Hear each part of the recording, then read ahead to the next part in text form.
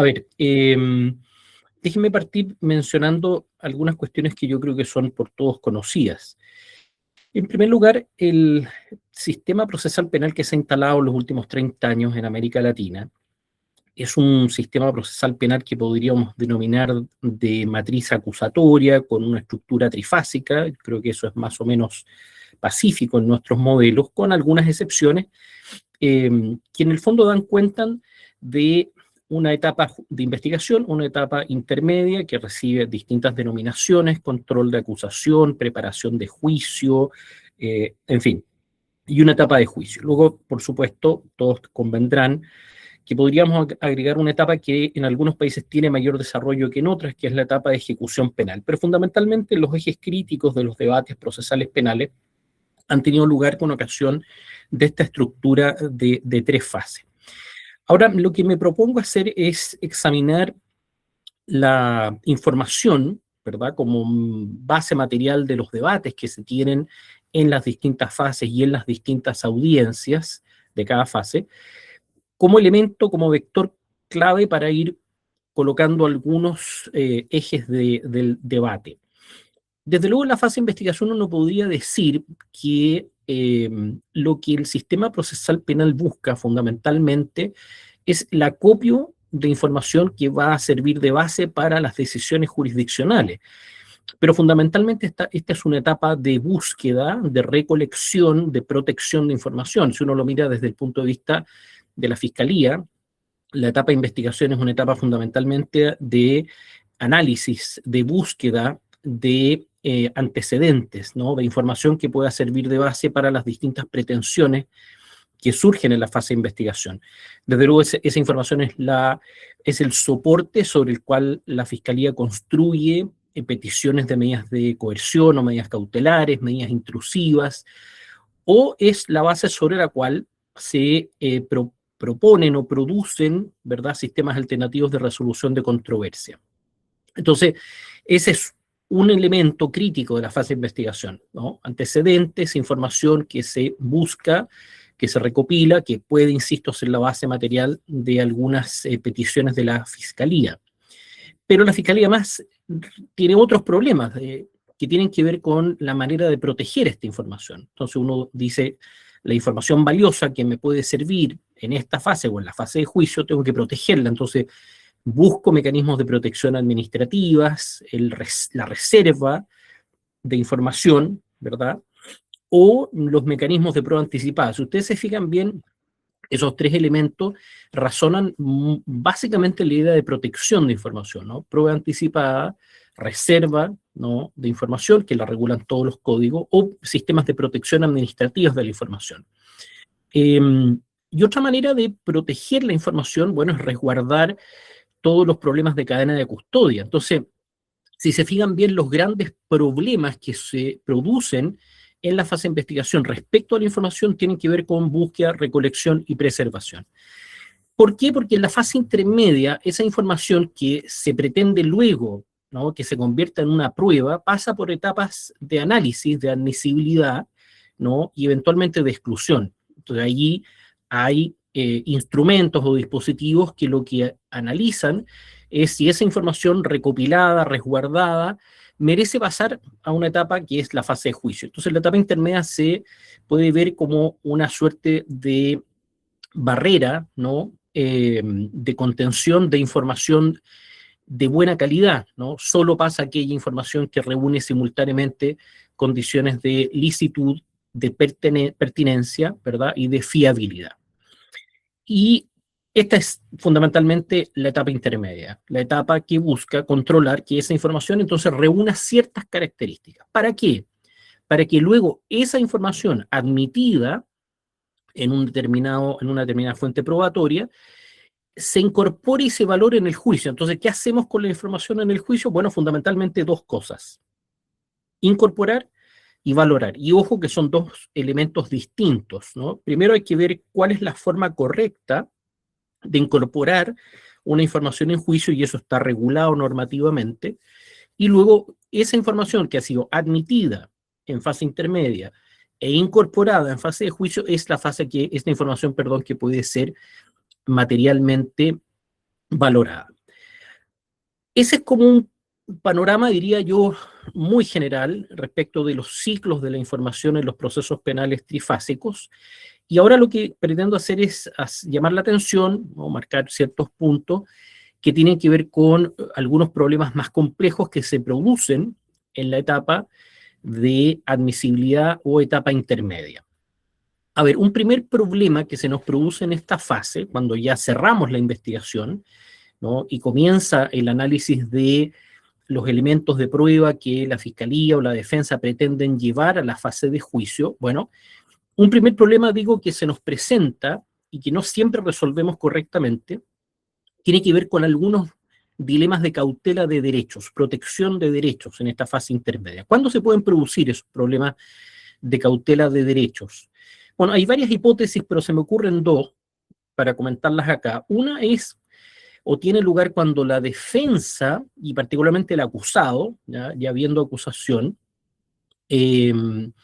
no tiene los antecedentes suficientes, las pruebas suficientes más bien, para poder dar cuenta de sus presentaciones en la fase de juicio. Muchas veces ello puede tener lugar porque la Fiscalía negó ciertas diligencias de investigación razonables, pertinentes, y o bien puede ser que haya habido cambios de defensa, una defensa inadecuada. El hecho es que por actos que no son imputables al acusado, no dispone de los medios de prueba suficientes, y esa es una cuestión que surge, ¿verdad?, en esta etapa intermedia.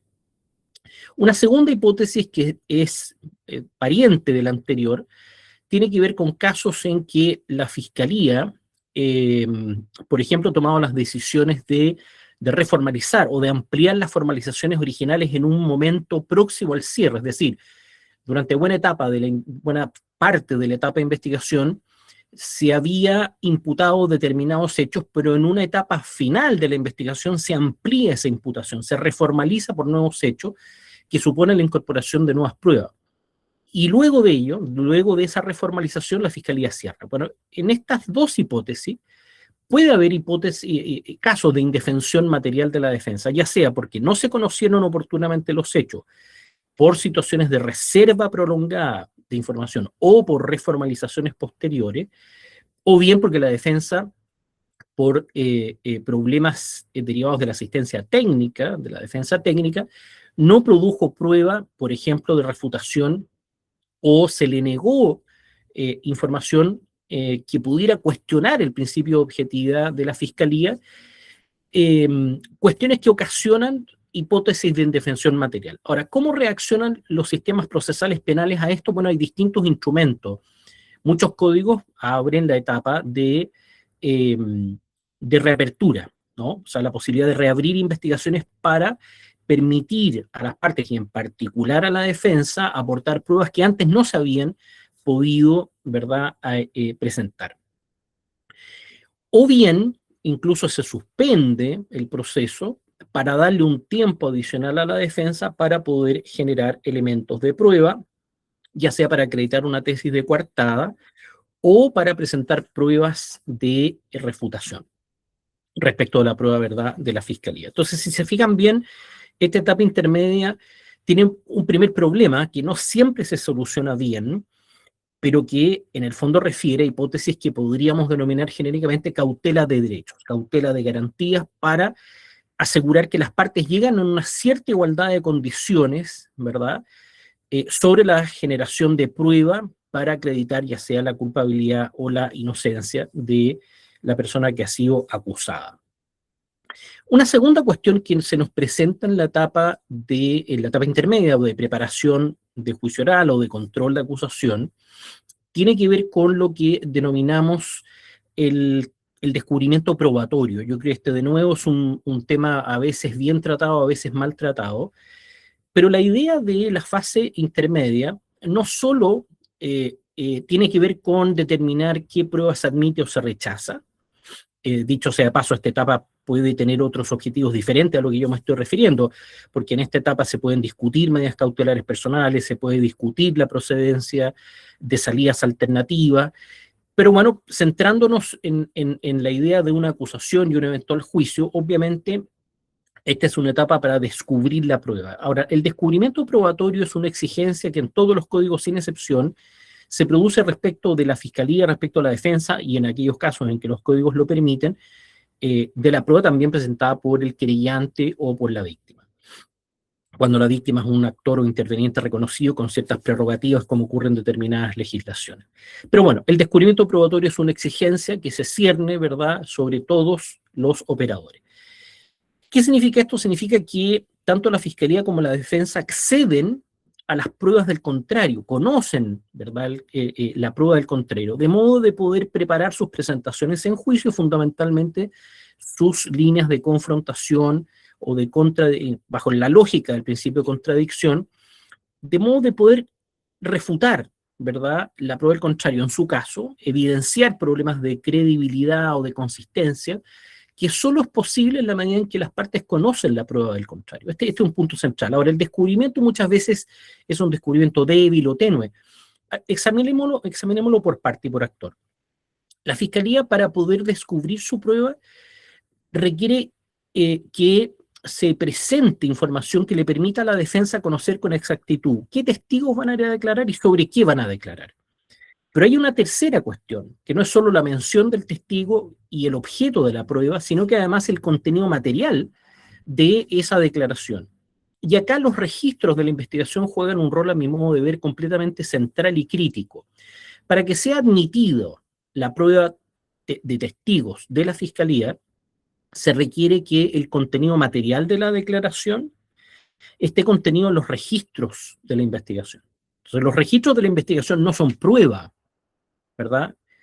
La Fiscalía tiene obligaciones de registro, pero ese registro no es prueba. Pero sí es la base sobre la cual yo analizo si la prueba que la Fiscalía pretende que se admita para efectos del juicio es una prueba efectivamente admisible, porque satisface simultáneamente varios principios. Por uno, el principio de prohibición de sorpresa, ¿no? Eso significa que la defensa no puede ser sorprendida en la fase intermedia o fase de control de acusación o de preparación de juicio con una prueba de la que no tenía conocimiento previo. Por eso tiene que estar contenida en la carpeta, ¿no? Y los registros, particularmente en los casos de prueba de testigos, los registros tienen que ser íntegros y fidedignos. Voy a decirlo de una manera más simple. Cuando un fiscal le toma declaración a un testigo, esa declaración tiene que incorporarse en la carpeta investigativa de modo íntegro, de modo fidedigno.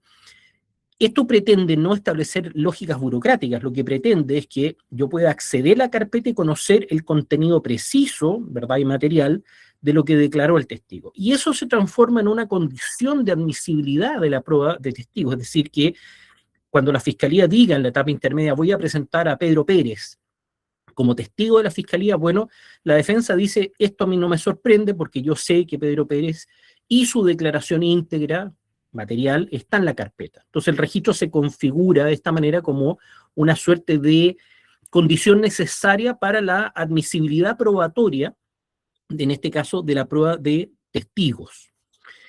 Bueno, es el descubrimiento entonces de la prueba de la Fiscalía consiste, insisto, vuelvo al punto inicial, no solo decir tengo a Pedro Pérez que declarará sobre ciertos aspectos, sino que además la declaración de Pedro Pérez debe estar íntegramente contenida en la carpeta de la Fiscalía.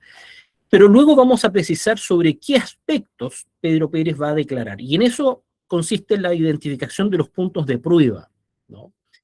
Ahora, esta obligación también se transmite mutatis mutandi, digamos, a la defensa.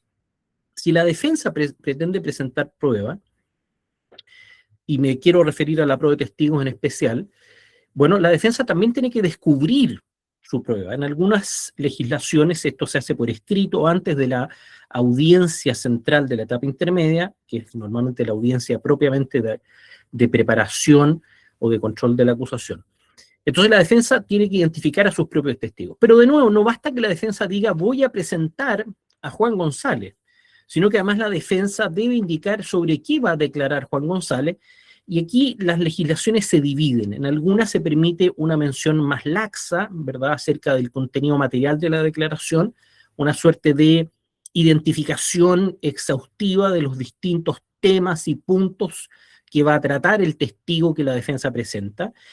Y otras legislaciones exigen aún más, estoy pensando en la legislación de México, de Puerto Rico, de Uruguay, que exigen que no solo se identifiquen determinados aspectos genéricos, sino se exige incluso el registro material de ese testigo puntual que la defensa pretende presentar en el juicio. ¿Para qué?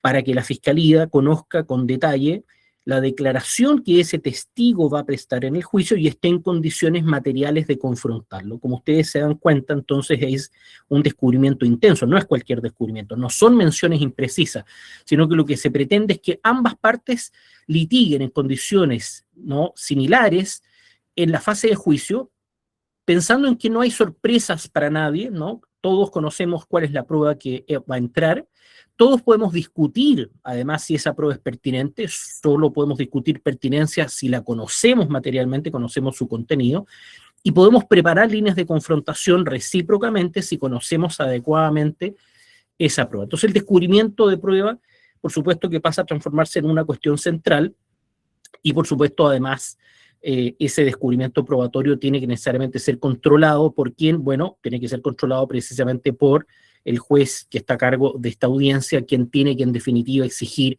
que efectivamente haya un descubrimiento efectivo y no una cuestión puramente superficial, ¿no? Y dicho sea de paso, se ampara en otro asunto que me parece igualmente digno de ser comentado. Es muy difícil que un tribunal determine si una prueba es pertinente o no, si es que no conoce materialmente esa prueba. Entonces, el problema no solo tiene que ver con que si esa prueba va a ser admitida para el juicio en términos de un descubrimiento efectivo que garantice la confrontación, sino que además, en este punto, el juez debe determinar, sobre la base de un conocimiento efectivo del contenido material de la prueba, si esa prueba efectivamente reúne condiciones de pertinencia no abstractas, sino concretas, para la cual el juez tiene que conocer de qué trata esa prueba. Y esto es válido tanto respecto a la prueba de la fiscalía como de la prueba de la defensa. Por eso los puntos de prueba, por eso los registros materiales son tan significativos. Pero ojo, yo agrego un elemento más. Si no conozco materialmente esa prueba, su naturaleza y su contenido, pueden producirse problemas que podríamos denominar de fraude de etiqueta. Me explico y coloco un ejemplo. Si no hay un descubrimiento efectivo, es muy difícil controlar el fraude de etiqueta que se puede producir en la fase de juicio.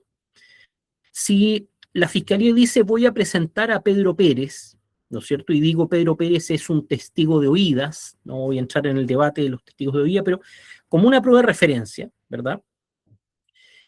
Bueno, ¿qué pasaría, verdad, si ese punto no queda suficientemente establecido en esta audiencia y con posterioridad, cuando la fiscalía llama a este testigo que supuestamente era un testigo de oídas, en el juicio se nos aparece como un testigo presencial? Es evidente que ha mutado, que ha cambiado su naturaleza y eso no debería estar permitido. La única manera de controlar ese posible fraude es que quede muy claro en la audiencia y quede registrado, ¿verdad?, que ese testigo fue admitido como testigo de oída para declarar sobre ciertas cosas y no sobre otras, y que la naturaleza probatoria era de un testigo de oída, cosa que en el juicio se pueda controlar que efectivamente solo se incorpore la prueba que fue admitida bajo las condiciones de que sea de la misma naturaleza y del contenido que efectivamente fue controlado en la etapa intermedia. Entonces, como ven, el descubrimiento de prueba es un segundo eje crítico. El primer eje crítico al que nos estábamos refiriendo en esta etapa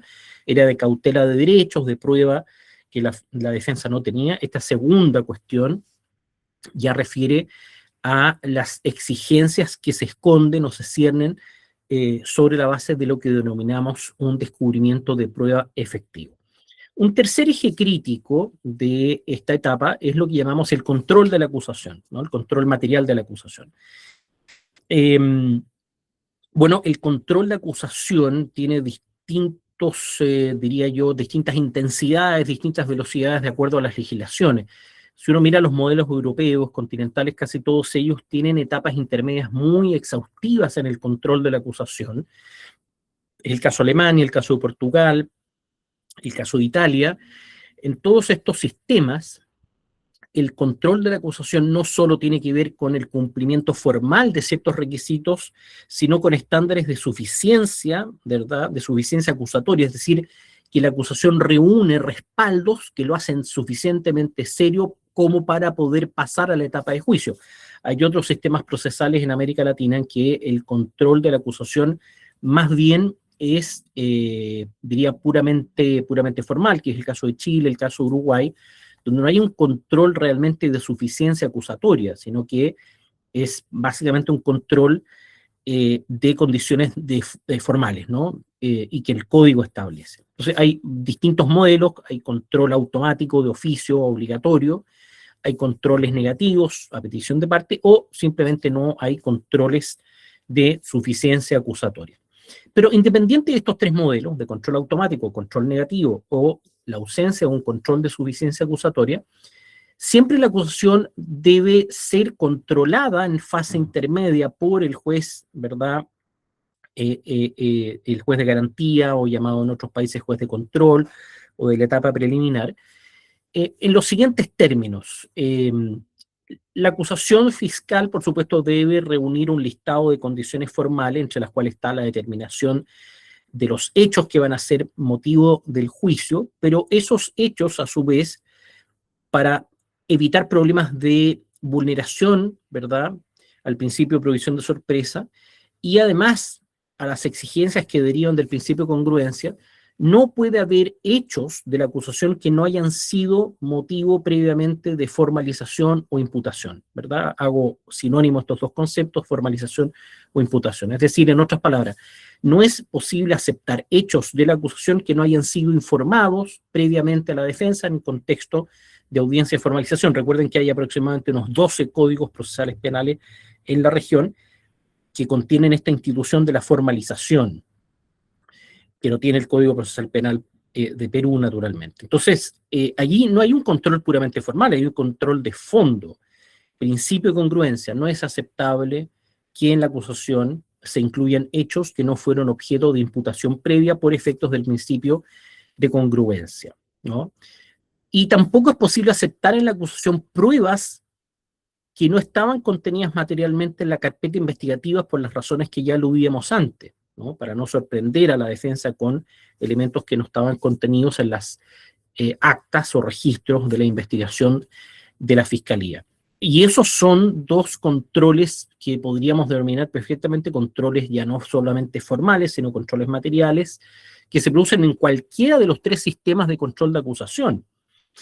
Y a ello todavía podemos añadir un tercer control que podría producirse cuando la defensa solicita, por ejemplo, el sobreseimiento definitivo de la causa, y hay elementos, ¿verdad?, ostensibles sobre, por ejemplo, una hipótesis de prescripción que pudiera discutirse en la etapa intermedia, aunque naturalmente estos no son casos o hipótesis especialmente habituales, ¿no? Son más bien excepcionales, pero podrían producirse y es un derecho a la defensa plantear una petición de sobreseimiento definitivo en la etapa intermedia, por lo menos en la mayor parte de los códigos procesales penales. Bueno, aquí tienen elementos que tienen que ver con estos tres primeros puntos, ¿no? Cautela de derechos o garantías, descubrimiento probatorio y control de acusación. Ahora, esta etapa, si sobre la prueba se trata, bueno, se transforma en una etapa crítica para admitir pruebas, para la admisibilidad. Ojo, quiero llamar la atención de que esta etapa no es la única en la que se producen debates de admisibilidad de prueba, pero es la más importante. ¿Por qué lo digo así? Porque en juicio también podría haber hipótesis de control de admisibilidad probatoria.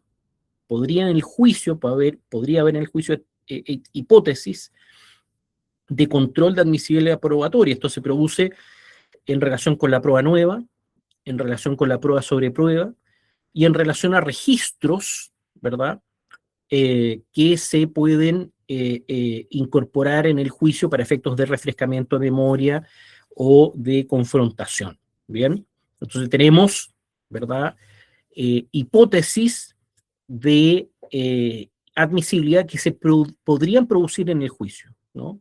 Respecto de pruebas que no se conocieron en la etapa intermedia, porque no se tenían por qué conocer, como la hipótesis de prueba nueva, de prueba sobre prueba, o la utilización de registros para efectos de refrescamiento, memoria o de confrontación, registros que podrían ser discutidos en cuanto a su admisibilidad, sobre todo si estos tienen problemas de ilicitud.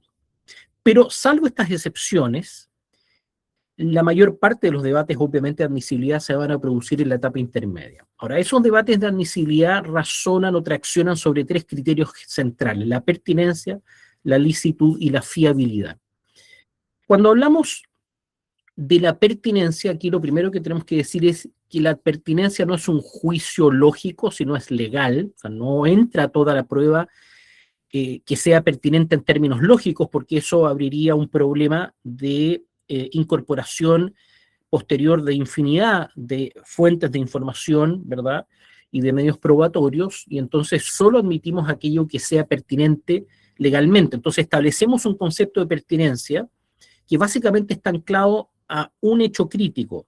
Solo admitimos prueba, y la entendemos por pertinente, cuando esa prueba auxilia, ¿verdad? Colabora en la determinación de los hechos que tienen relevancia jurídico-penal. Ahí está la base de la pertinencia, que los hechos tienen relevancia jurídico-penal, ya sea desde el punto de vista de la teoría jurídica de la Fiscalía o la teoría jurídica de la defensa. Ese elemento central o base ya permite un primer sedazo, ¿verdad? Dependiendo de cuál es la teoría jurídica, homicidio, violación, ¿verdad?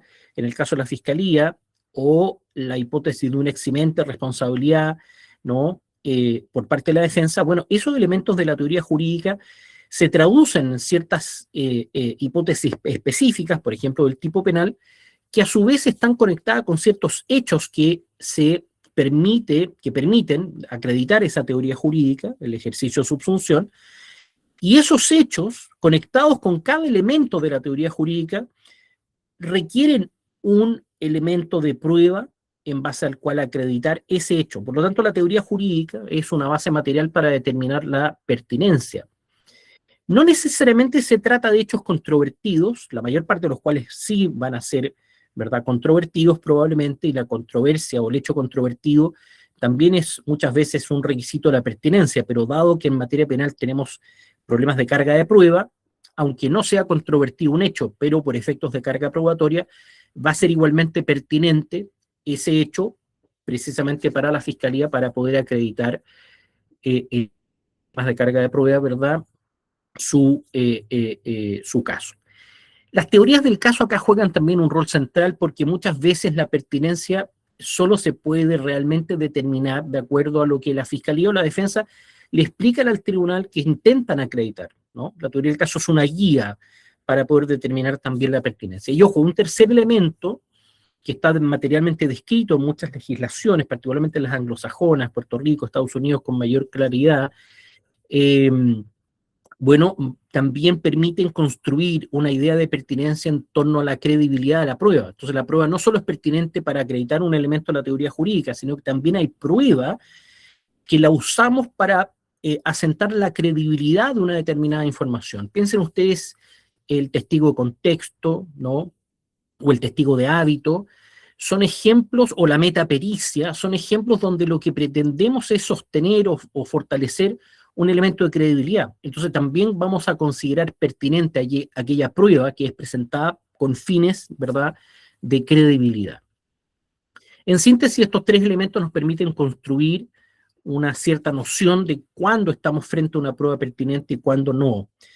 Y en general todas esas ideas tienen como un marco general que tiene que ver con la idea de que la prueba finalmente permita el establecimiento de este hecho que se vincula con la teoría jurídica, y que si extraigo, ¿verdad?, esa prueba, va a ser más difícil acreditar ese hecho. Por lo tanto, cuando hablábamos de esta noción de colaborar con el proceso adjudicativo, con la sentencia final, la pertinencia también está vinculada con esto, que está en la regla 401, ¿no?, de Estados Unidos y de Puerto Rico, que dice expresamente que la prueba pertinente, para definirla de una manera complementaria, es aquella sin la cual es más difícil establecer la existencia o inexistencia de un hecho.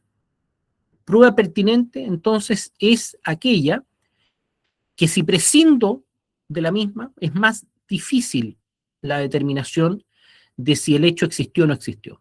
¿no? Esta es una noción de pertinencia que también está mirada en función del proceso de decisión del tribunal. Si usted me quita esta prueba, para mí va a ser más difícil decidir si el hecho existió o no existió, ¿no?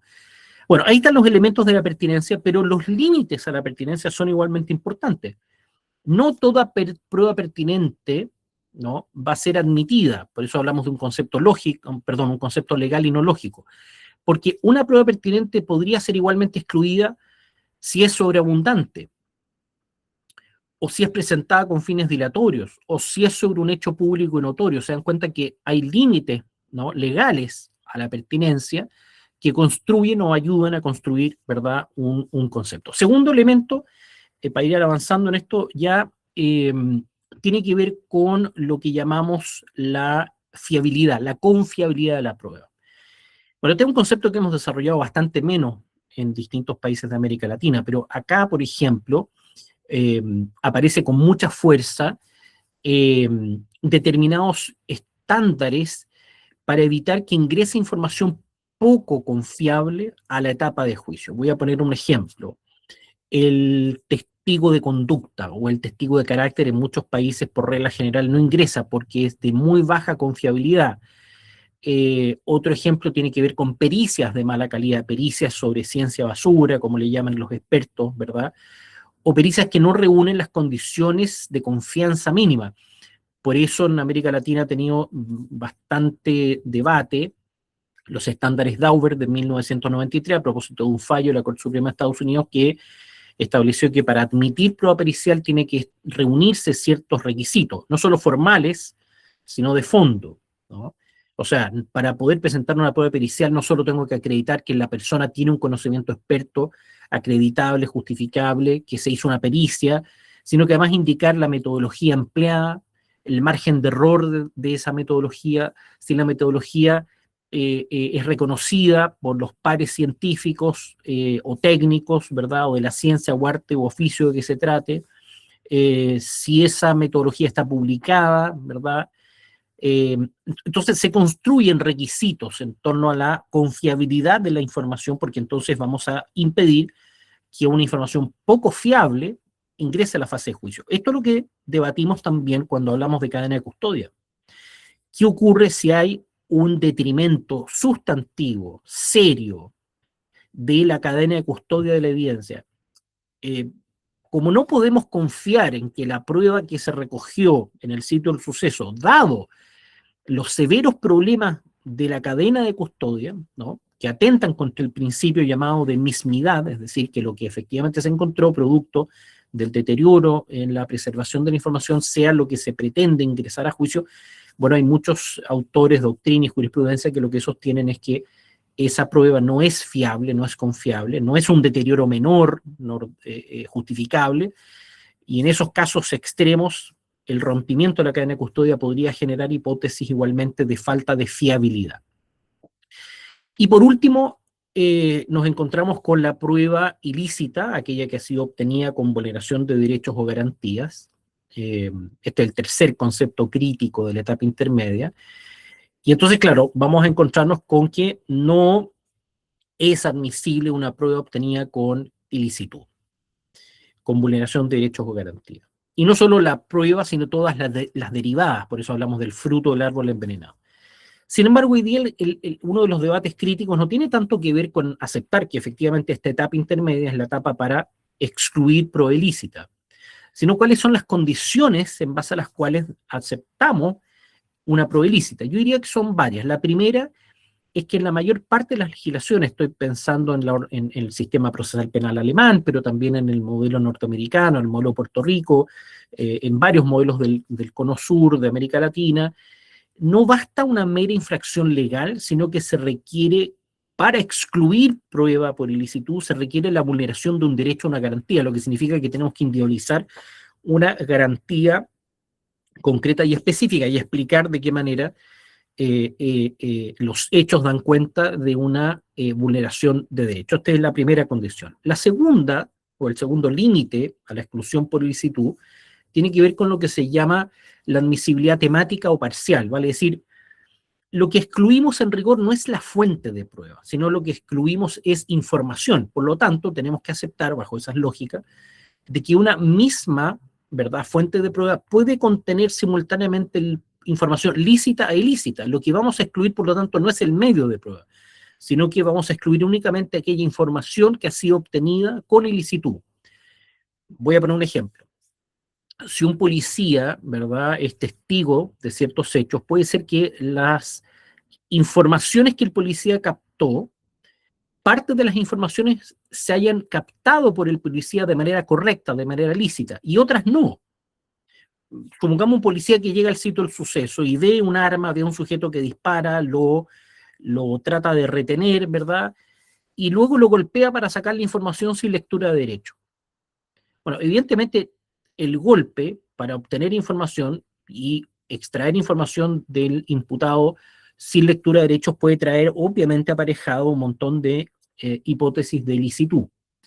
Pero cuando el policía llega y observa ciertas cosas, por ejemplo, un sujeto identifica ciertas características, ve un arma con determinadas características, lo que logró percibir antes de los actos ilícitos es todo lícito. Entonces, fíjense cómo en ese ejemplo, una misma fuente de prueba puede haber captado información lícita o ilícita. Ahora, ¿cuál es el punto? El punto crítico para hablar de admisibilidad probatoria. Que los puntos sobre los cuales el policía puede declarar tienen que quedar muy claramente establecidos en la etapa intermedia o etapa de admisibilidad o etapa de control de acusación. O sea, el policía solo va a poder declarar sobre aquello que obtuvo lícitamente y va a ser excluida la información respecto de los puntos que son ilícitos. Ahí tenemos otro límite. Un tercer o cuarto límite está dado por una jurisprudencia que proviene de la Corte Suprema de Estados Unidos, que también se ha ido recogiendo en algunos países de América Latina, que se denomina el standing, es decir, para reclamar la exclusión tengo que ser titular de la garantía invocada. Para reclamar de la exclusión tengo que ser titular de la garantía invocada. Bueno, aquí la jurisprudencia de los distintos países se divide. En el caso de España, los tribunales superiores lo que han señalado es que la exclusión de prueba puede aún reclamarse por quien no es titular de la misma. En el caso alemán, en general, se pide que el titular sea quien pueda solicitar la exclusión. En el sistema procesal penal norteamericano también se exige, ¿verdad?, que el titular sea quien reclame la exclusión de la prueba, es lo que llamamos, ¿verdad?, el standing. Límite que también se ha discutido a propósito de la exclusión de prueba ilícita, ¿no?, tiene que ver con estándares vinculados a la seguridad pública, ¿no? Y aquí también hay una serie de fallos de la Corte Suprema de Estados Unidos que se han ido replicando de alguna manera también en los modelos procesales penales latinoamericanos, que permiten en ciertas hipótesis, por ejemplo, no dar lectura de derechos cuando hay un problema de seguridad pública involucrada, ¿no? Hay un caso famoso que es el caso Quarles versus Nueva York de 1984, donde un policía, sabiendo que se estaba asaltando un local, llega al lugar y apunta con el arma al sospechoso, sabiendo que la información que él tenía era de que se producía un asalto con arma. Entonces lo apunta con el arma, le dice dónde está el arma, dónde tienes guardada el arma, y el sospechoso le revela al policía dónde estaba el arma.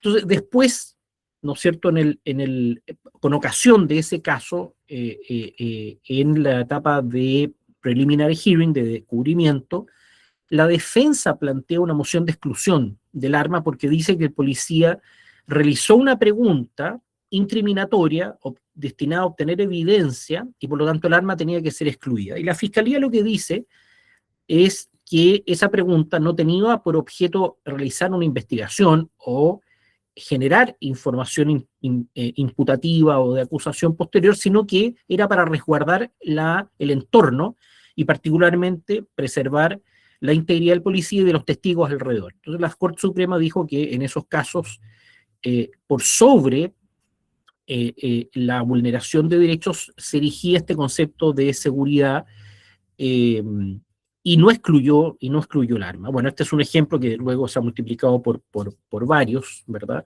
Entonces muchas veces estándares de seguridad pública limitan el efecto de la exclusión de prueba. Bueno, efectivamente hay otros casos donde también se han ido construyendo límites que en algunos sistemas procesales han recogido en América Latina, el caso de Chile, el caso de Argentina, que también provienen de jurisprudencia de los modelos anglosajones como la buena fe policial, ¿no?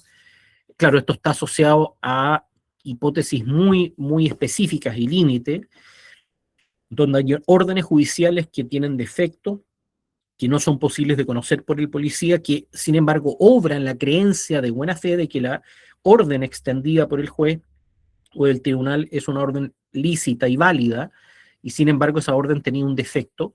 Bueno, la jurisprudencia lo que ha señalado en estos casos es que no pudiendo un policía razonablemente entrenado conocer el defecto de la orden, eso no genera la exclusión de prueba. Estoy pensando, por ejemplo, una orden de registro de un inmueble, y sin embargo la orden, por ejemplo, no tenía todos los elementos justificativos necesarios, pero el policía creía que sí los tenía. Este es otro ejemplo. Bueno, en fin, hay otras más, no me quiero extender sobre esto. Está la teoría de los campos abiertos, la teoría del riesgo, muchas hipótesis que van conteniendo excepciones, ¿no? Y luego, cuando ustedes hablan de fruto del árbol envenenado, bueno, hay 3 excepciones a la ilicitud: la fuente independiente, el vínculo atenuado y el descubrimiento inevitable. Fíjense que en este corto rato ya hemos pasado revista como a 10 excepciones a la exclusión de prueba ilícita. Y todos estos debates tienen lugar precisamente en la audiencia intermedia o audiencia de control de acusación o audiencia de preparación de juicio oral. ¿Qué otros elementos complejos se pueden debatir en esta audiencia para ir redondeando? El primero, bueno, tiene lugar con ocasión de la prueba anticipada. Ustedes saben que en todos los códigos, la mayor parte de ellos, regulamos hipótesis de prueba anticipada. Pero claro, la prueba anticipada tiene lugar en la fase de investigación. Y uno se pregunta, ¿y qué tiene que ver la fase intermedia con esto? Bueno, precisamente en la fase intermedia hay una línea jurisprudencial que ha permitido abrir debate sobre la subsistencia de los motivos que justificaron la prueba anticipada. Es decir, si yo recibí anticipadamente una declaración porque la hipótesis era que el testigo se podía morir y el testigo no se murió o no se trasladó a un país distinto. Entonces, la pregunta es, si el testigo está disponible, ¿por qué vamos a admitir un registro en lugar del testigo? Entonces, algunos han dicho que la admisibilidad de la prueba anticipada se termina por configurar de manera ya más definitiva, precisamente en esta etapa intermedia, donde se podría trabar debate sobre, digamos, los supuestos o los presupuestos de la prueba anticipada. Como ven ustedes, este es un debate crítico para los efectos que tiene lugar luego, que es el juicio, porque terminada esta etapa se levanta un registro de aquello que fue decidido, que va a tener incidencia en la fase de incorporación y valoración.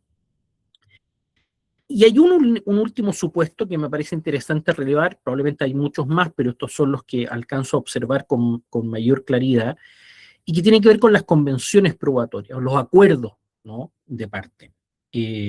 Bueno, claro, las partes son libres de convenir ciertos hechos, no reglas, no normas jurídicas, pero sí hechos, que permitirían prescindir de una prueba, esto con el objeto de garantizar el principio de concentración, de juzgamiento oportuno. Entonces, bueno, si no va a haber debate, podrían haber convenciones probatorias. Claro, las convenciones en el fondo tienen distintas funcionalidades dependiendo del actor. Si para la Fiscalía y para la Defensa una convención significa evitar tener que llevar a un testigo o a un perito, puedo convenir ciertas cosas, si ambas partes están de acuerdo. Y esa convención tiene un efecto, una especie de relevamiento epistémico de la necesidad de valoración de prueba por parte del tribunal. Pero el hecho de que las partes convengan un hecho no significa que ese hecho convenido no pueda ser desvirtuado en el juicio. Cuidado con esto, porque el tribunal es libre de valorar la prueba conforme a reglas de sana crítica. Entonces podría quedar derrotada una convención si en el juicio el tribunal advierte que hay una mejor prueba que derrota el contenido material de la convención. Esto puede ser bastante excepcional, pero de todas maneras hay que decirlo porque hay un principio de libertad probatoria y eso queda en manos del tribunal oral. Esta audiencia termina con la dictación de una resolución que determina cuáles son las pruebas que pueden ser incorporadas, las pruebas que han sido admitidas ¿verdad? Y esto condiciona, naturalmente, luego aquello que puede materialmente ser incorporado en el juicio. La prueba de peritos, aparte de las reglas que yo decía de admisibilidad, requieren que las partes en la etapa intermedia descubran materialmente el peritaje, que el control y el descubrimiento sea intenso, genuino, recíproco. La regla general, no voy a cansar de decirlo porque este es un debate que tenemos en varios países de América Latina, de la prueba pericial no es el registro, sino es el perito para efectos de su confrontación material, aunque algunos países, tratándose de algunas pruebas científicas, excepcionalmente permiten la incorporación del registro, pero esto es muy excepcional y tiene que ver con pruebas científicas altamente estandarizadas, donde la presencia del perito no agrega información adicional, pero esto muchas veces puede tener ciertas contraexcepciones que son importantes. Bueno, con esto se han cumplido los 45 minutos que tenía yo para exponer. Lo que pretendía simplemente era poner de relieve la relevancia que tiene esta etapa, los ejes críticos en una estructura trifásica en el sistema acusatorio, y poner de manifiesto que, claro, muchas de estas discusiones no las hemos logrado asentar con tanta claridad, pero me parece crítico porque al final del día, si lo pensamos bien, más allá de cuestiones de litigio estratégico y de rol de parte, esta etapa está pensada simplemente para qué, para garantizar que la información que va a llegar a juicio sea información razonable, confiable, es la calidad de la información que nos va a permitir construir luego, por parte de los tribunales, una decisión de absolución o de condena. Pero el problema no solo tiene que ver con los mecanismos o dispositivos de control que tenemos en la etapa de juicio, que los hay, ¿verdad? Examen, contraexamen, prueba sobre prueba, uso de registros para confrontación. Hay muchos dispositivos que nos permite verificar la confiabilidad de la información en el juicio, pero el mecanismo central para garantizar información de calidad en el juicio es esta etapa, la etapa intermedia. Aquí es donde hay un sedazo de control que tiene que funcionar para evitar que ingrese información de mala calidad, ilícita, poco pertinente, porque eso va a incidir en qué, en juicios que se extienden necesariamente, juicios que se hacen sobre información de muy baja calidad y que terminan afectando, por supuesto, un montón de garantías, ¿no?, que este sistema procesal penal acusatorio pretende resguardar. Bueno, dejo hasta ahí la exposición y nuevamente agradezco la invitación que se me ha formulado para acompañarlos el día de hoy. Nuevamente felicitando a los organizadores, especialmente al Ilustre Colegio de Abogados del Cusco. Muchas gracias y bueno, disponible para lo que ustedes tengan en mente.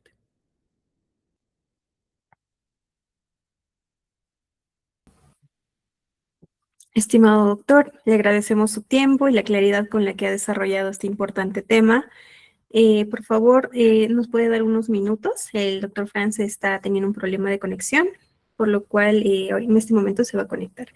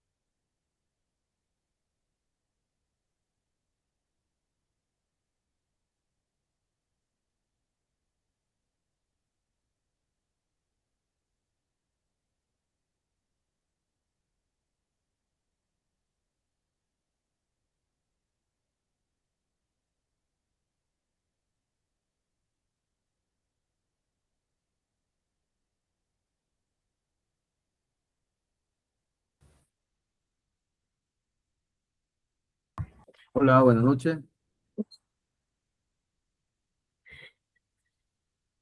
Listo, doctor. Muy buenas noches. Doctor Franz, bienvenido. Por favor, sus palabras iniciales para proceder a dar lectura a la resolución de reconocimiento y posterior juramentación. Doctor Rafael, le quedamos muy agradecidos por su participación en esta actividad de nuestra orden profesional. Comentarles que el Colegio de Abogados del Cusco es pues una de las instituciones más representativas del derecho peruano. Somos a nivel americano el tercer colegio de abogados de mayor antigüedad y tenemos data de actividad incluso desde el año de 1812, antes de que el Perú sea el Perú, ¿no? Precisamente.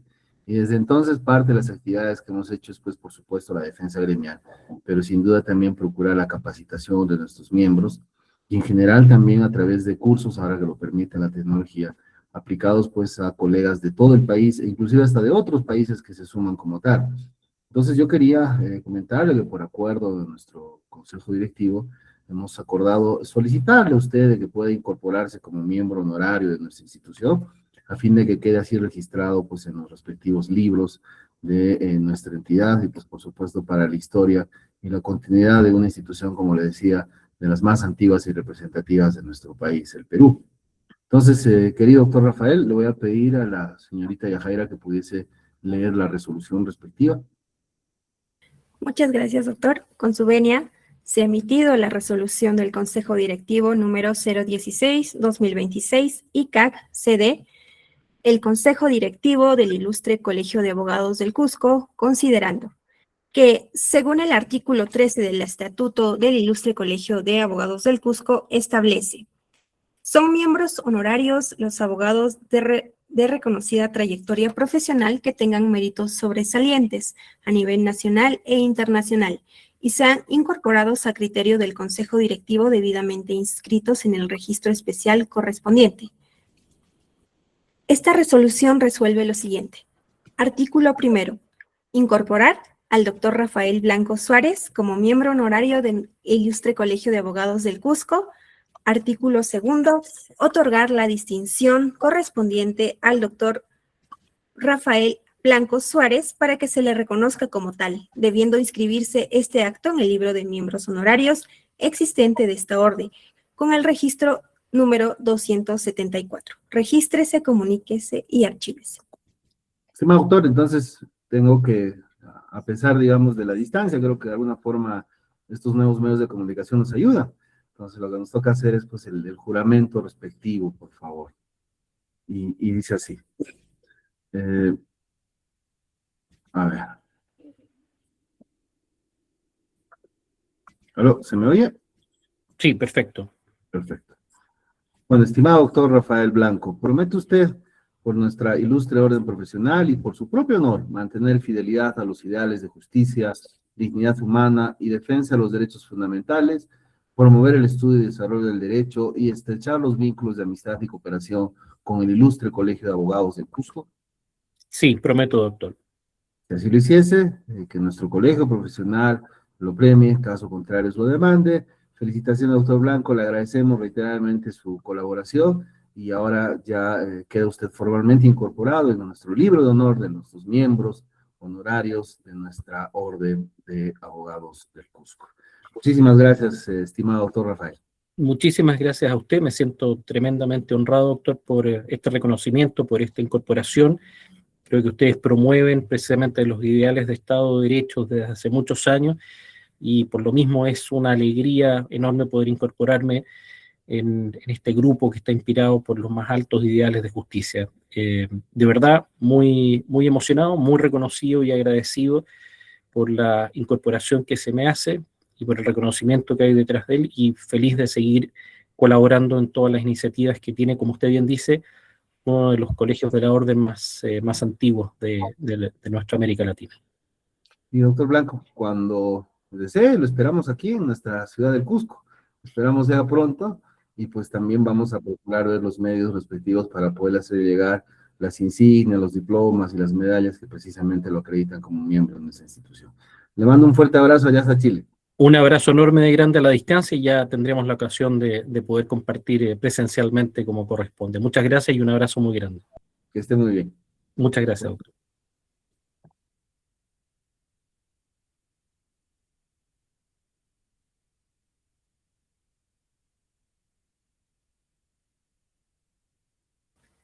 Muchas gracias a todos, al doctor Rafael de igual manera. La sesión ha culminado. Sin embargo, no, para indicarles que sigan nuestras redes para cualquier clase que se vaya a comunicar más adelante. Buenas noches con todos. Buenas noches.